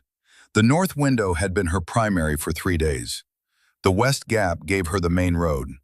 The east gap she'd just used. The south window was now contaminated by the hostile shooter on the slope. But there was one more option: the jagged crown of the tower. The broken top edge, where the minaret had sheared away and left a ragged parapet of exposed stone. She'd avoided it for 3 days because it offered no concealment and put her fully exposed against the sky. But the sky was now a gray-white wall of falling snow, and a figure pressed against stone at the crown would be nearly invisible against it at any range beyond 50 meters.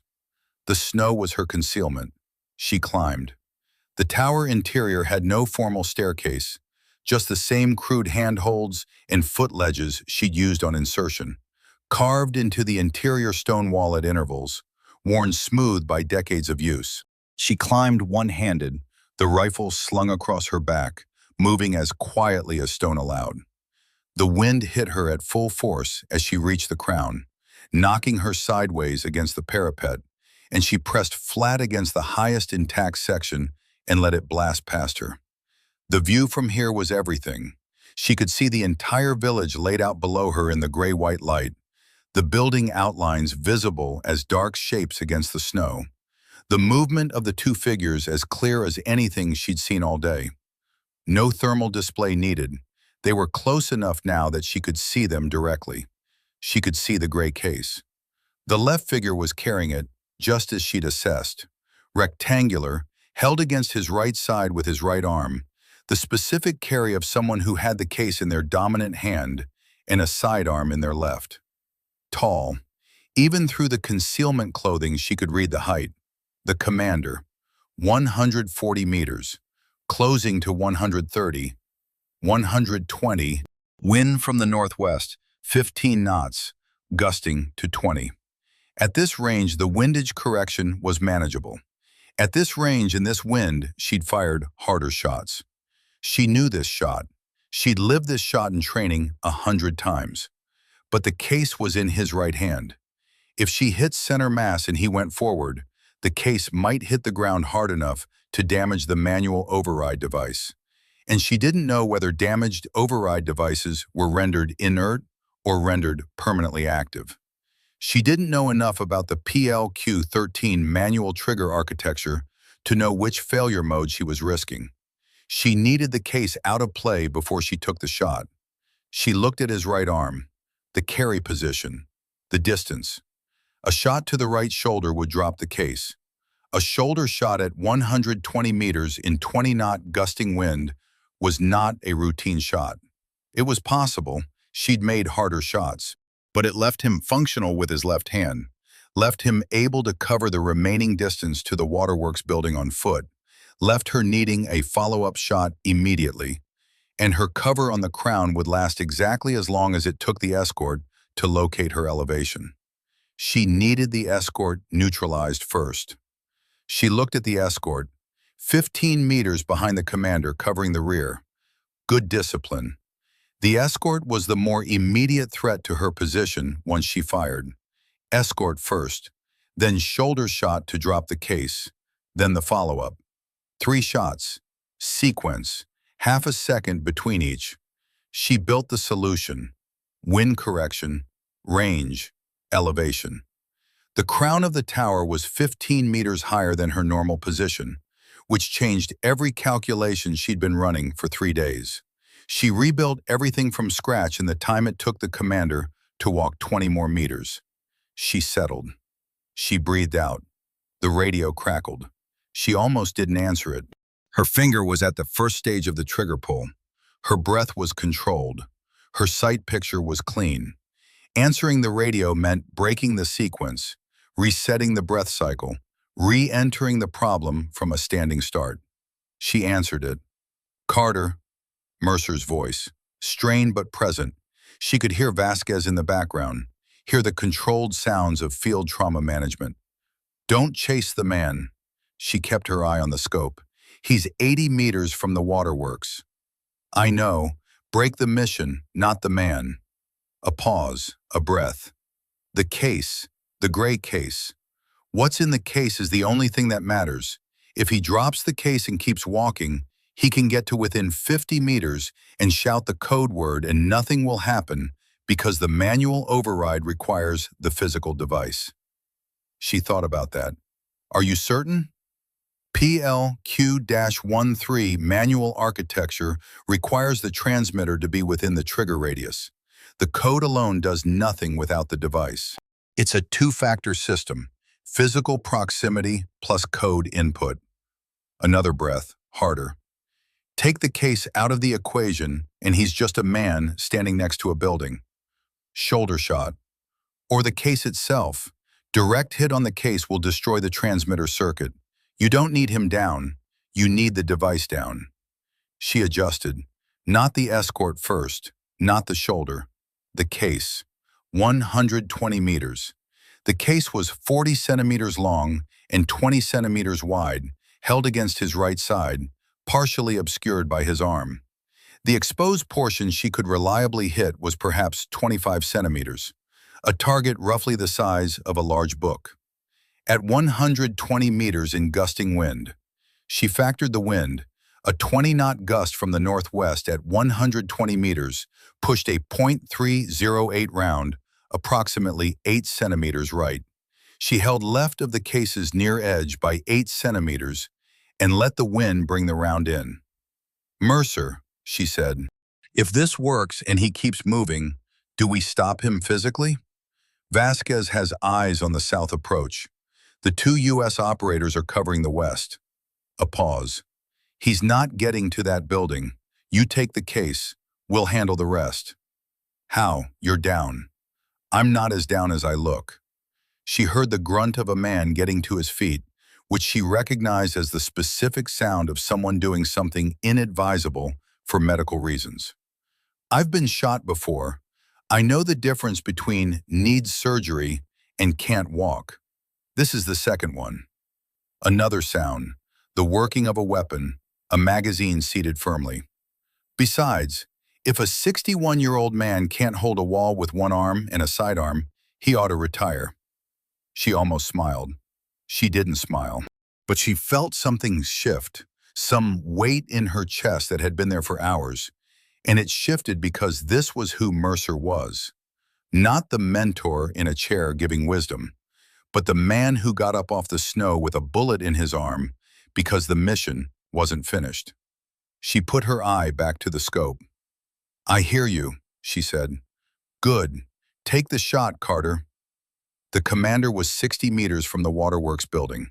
She tracked him as he moved, matching her crosshair to the case's position, compensating for his pace, roughly a meter per second, steady, purposeful. He wasn't running. He thought the relay disruption had been noted and that time was his enemy. But he was walking with the specific, controlled urgency of a man who had planned for this contingency and was executing the backup plan with confidence. He was wrong about the time. The escort had stopped. She registered this in her peripheral attention. The escort had stopped and was turning, scanning back toward the tower, because the sniper on the south slope had gone silent.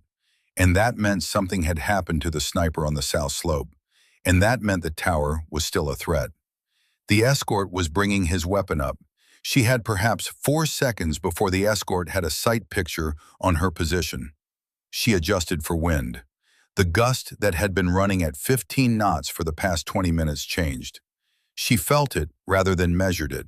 A slight drop in the pressure against her face, the almost imperceptible shift in how the falling snow moved in her peripheral vision. The gust was breaking. The wind was cycling down toward a lull.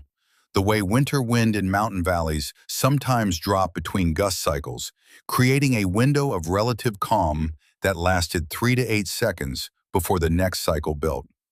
She had been waiting for this, not consciously. She hadn't thought, I will wait for the wind lull. What she'd done was maintain the breath control and the sight picture and the readiness. And when the lull arrived, her body responded to it before her mind had fully cataloged the change. Her finger moved to the second stage of the trigger. The case swung slightly as the commander shifted his grip. She waited one more half-second for it to settle. The shot broke. The .308 round crossed 120 meters. in 148 milliseconds. She saw the case jerk sideways, saw the commander's arm drop, saw the case fall end over end into the snow and lie there. He stumbled. The impact had transferred through the case to his arm. Not a wound, but a concussive shock, the way any hard strike to a carried object transmitted force to the carrier. He recovered fast. He was a professional. He took 2 more steps toward the waterworks building. Then the voice came from his right. "Duran!" A single word. A name, or a call sign, or a code. She couldn't know which.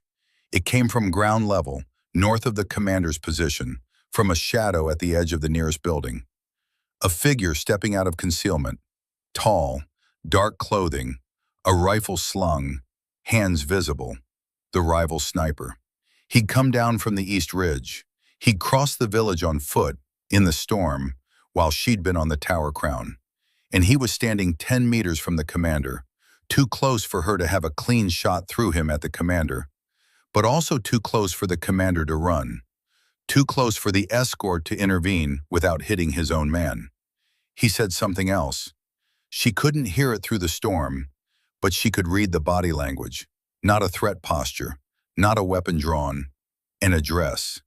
A man speaking to another man about something they both knew. The commander stood still for 5 seconds. Then he looked down at the case in the snow.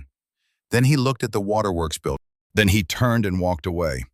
The escort followed. She kept her scope on both of them until they disappeared into the western buildings. She kept it there for another 30 seconds. Neither re-emerged. She looked at the rival sniper. He was looking up at the tower. He couldn't see her. She was pressed against stone at the crown, effectively invisible from ground level.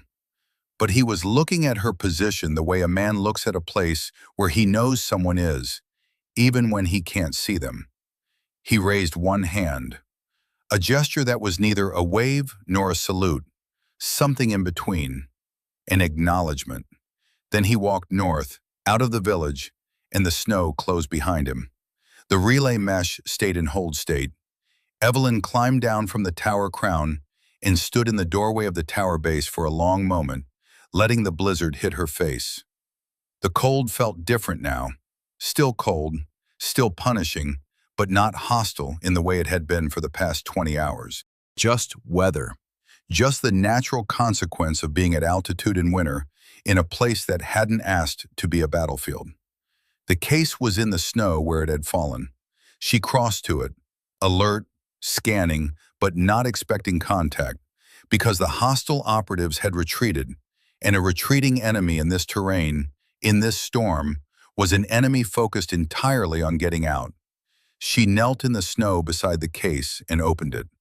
The PLQ-13 manual override transmitter was a gray box roughly the size of a hardback book.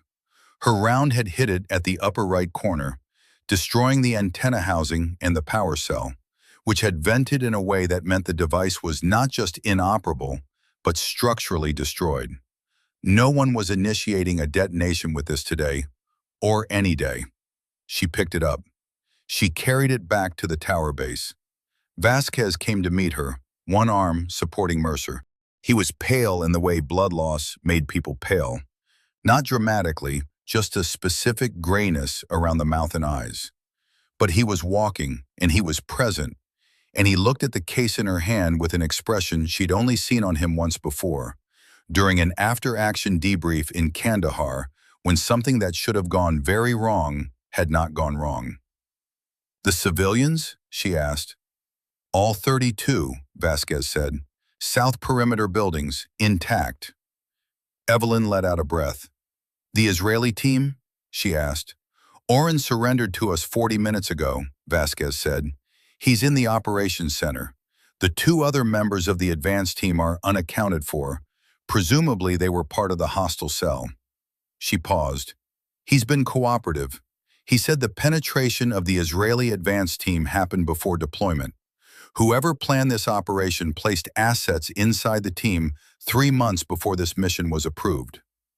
3 months. Long timeline, operational planning.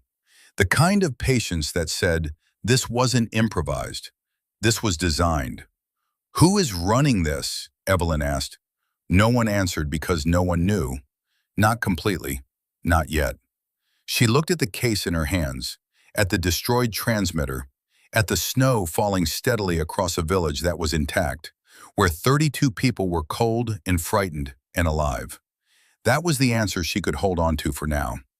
The JOC report was filed 6 hours later, when comms were restored via a backup satellite link that the jamming system couldn't reach because no one had told the jamming system it existed. Evelyn read the preliminary report that came back. She read it twice, carefully, the way she read everything twice. It described a routine counter-surveillance operation near the Azerbaijan-Iran border. It noted the destruction of 2 UAV assets. It noted 1 U.S. personnel member receiving a non-critical arm wound in an engagement with unidentified local militia. It noted the successful completion of the Overwatch mission without significant incident. It said nothing about the false flag explosives in the waterworks building, nothing about the fake IRGC uniforms, nothing about the NATO spec convoy vehicles, nothing about the pre-staged relay nodes, nothing about 32 civilians who had almost been a mass casualty event that would have been reported to the world as an Iranian atrocity. She set the report down. Mercer was sitting against the wall across from her, his left arm in a field dressing that Vasquez had applied with professional competence. He was watching her read. "It's already been written," he said. "The report. The story. The version of this that goes into the institutional record." He wasn't angry. His voice had the resigned clarity of someone who had seen this particular dynamic multiple times and had arrived at a place beyond surprise. That's how it works. The story gets decided before the facts are fully assembled, and then the facts are assembled to fit the story.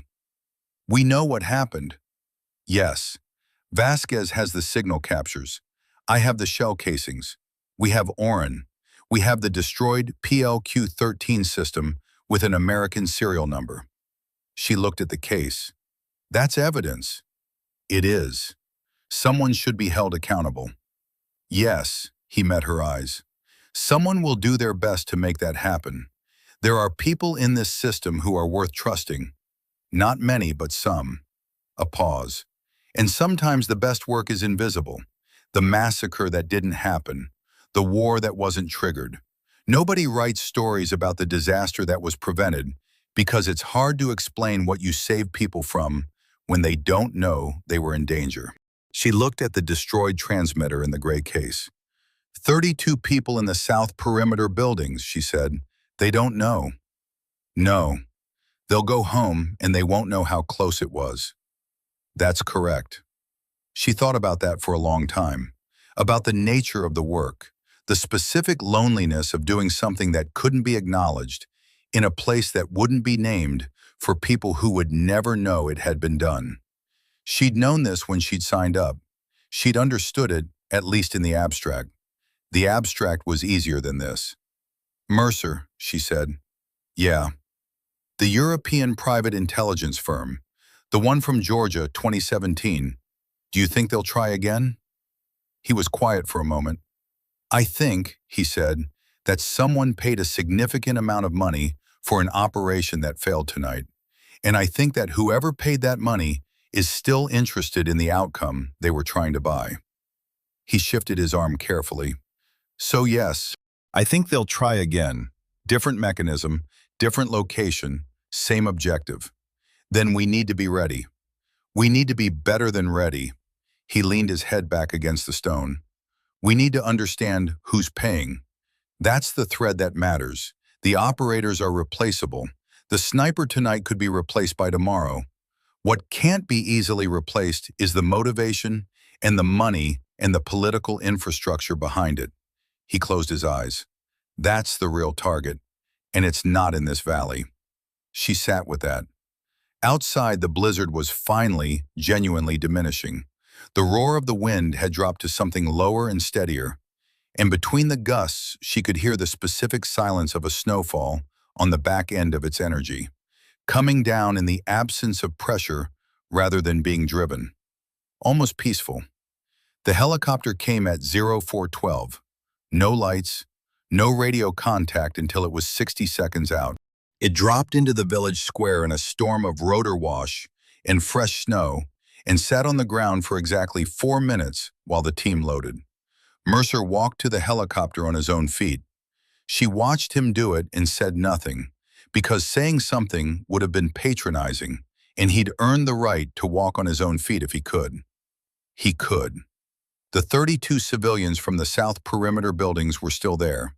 They'd been given food from the team's emergency rations and blankets from the operations center cache. 2 of the ISA analysts were staying behind, voluntary, temporary, waiting for a secondary extraction that was 6 hours out, to coordinate local assistance. Evelyn stood at the helicopter door and looked back at the village. The grain storage building's north section was collapsed. The bell tower was intact. The waterworks building was intact. Snow had covered most of the evidence of the night's work. The positions, the footprints, the shell casings, the way snow always covered things in the mountains, indifferently, without editorial comment. The village looked almost peaceful from here. The gray-coated man who had led the civilian group was standing at the edge of the south perimeter buildings, watching the helicopter. He didn't know why they were leaving. He didn't know what had happened in his village in the last 48 hours. Not specifically, not completely. He just knew that armed strangers had come and gone, and that the village was still standing. She held his gaze for a moment across the distance. Then she got in the helicopter.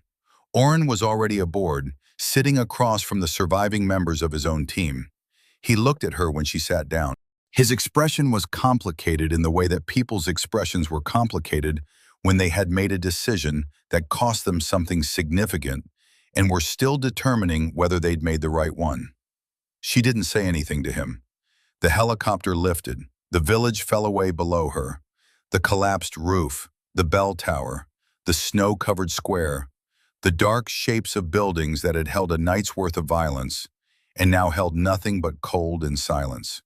She watched it until the cloud cover swallowed it, and the snow made everything white and undifferentiated, and the valley was gone. Mercer was asleep within 3 minutes of liftoff. She watched him sleep for a while, noting the even chest rise, the relaxed jaw, the specific looseness of a man who had done what he came to do and had no energy left for anything except rest. His arm was wrapped and elevated. He'd need surgery in 6 hours. He'd be fine. She looked at the dark sky through the porthole. She thought about the rival sniper. She didn't know his name. She didn't know his nationality, not for certain. Only the inference of European special operations background from a round type and a movement pattern and a tactical education she'd read in how he used ground. She didn't know who he'd been before this or what he was walking toward after. She knew he'd made a choice. In a situation where his operational mandate said one thing, he'd chosen a different thing. He'd moved to the East Ridge and taken apart the relay node. He'd come down from the ridge and walked through the blizzard to position himself 10 meters from the commander and said the man's name. She didn't know what he'd said after that. She'd been on the tower crown, unable to hear through the wind. But whatever he'd said had been enough. She thought about the 2 shell casings in the tower wall, hers and his, side by side in the gap between stones, probably still there, slowly being covered by wind-blown snow. A strange monument to a stranger negotiation. She hoped he was out of the valley before daylight. They landed at a forward operating base she wasn't authorized to name 40 minutes before sunrise. There were medics waiting for Mercer, which meant someone had been informed about the arm wound, which meant the comms restoration had gone both ways, and someone in the institutional structure had been paying attention. She was glad for that, at least. She watched him taken into the medical bay and then stood outside on the tarmac in the cold, which was a different kind of cold from the valley. Drier, sharper, the cold of open ground rather than the cold of enclosed terrain, and watched the sky begin to do the thing it did just before dawn. The specific dark to darker quality of the sky's last hour before it started letting go of the night. She broke down her rifle. She did it the way she always did it after a mission. Not in the armory, not at a cleaning bench, but outside, standing up, by feel and habit. The barrel first, the bolt, the trigger group, each component examined and set aside in the specific order she'd learned in training and never varied. There was something meditative about the sequence, something that cleared the operational mind and let the pieces settle. The bolt was fine. The barrel had taken more fouling than she'd have liked. Firing from the tower crown in the wind had left residue in the rifling grooves that would need a thorough cleaning. But the mechanism itself was pristine. She'd maintained it well. She thought about what Mercer had said. The war that wasn't triggered. The story that would never be told because the event it was a story about hadn't happened. She thought about the drone falling in pieces through a gray sky, the NATO tires in the snow, the fake IRGC patch with the wrong calligraphy on the Aleph, the relay node tucked into her tower floor before she'd arrived, patient and invisible, waiting for the moment someone gave it a purpose. She thought about 32 people in the South Perimeter buildings who were, right now, probably trying to figure out if it was safe to go back to the Waterworks building for water. She thought about the European firm that Mercer had described. The operation in Georgia, 2017. The long timeline planning, the asset placement 3 months before deployment, the operational patience of an organization that had done this before and learned from each iteration. They would iterate again. That was the nature of a well-funded organization with an objective that hadn't been achieved. They revised, they adapted, they tried again. She thought about the thread Mercer had identified. Not the operators, not the sniper, not the false flag mechanism, the money and the motivation and the political infrastructure, the real target. She picked up the barrel and ran a clean patch through it, watching the carbon come off on the white cloth. Then another patch, then a dry one. She reassembled the rifle. The sky to the east was beginning to differentiate.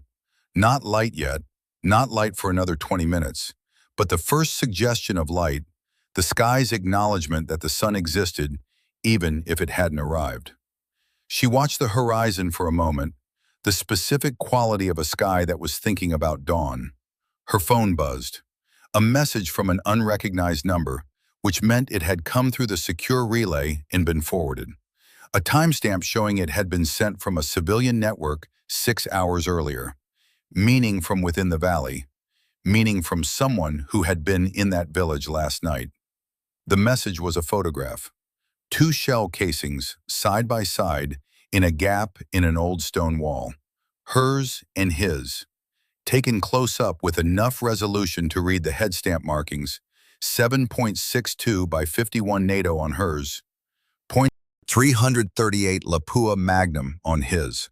No text, no name, no context, just the image. She looked at it for a long time. Then she put her phone away, picked up her rifle, and walked across the tarmac toward the duty officer's station to file her preliminary report.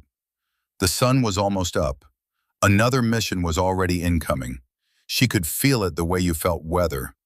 Not knowing exactly what it would be, only knowing the conditions were right for it.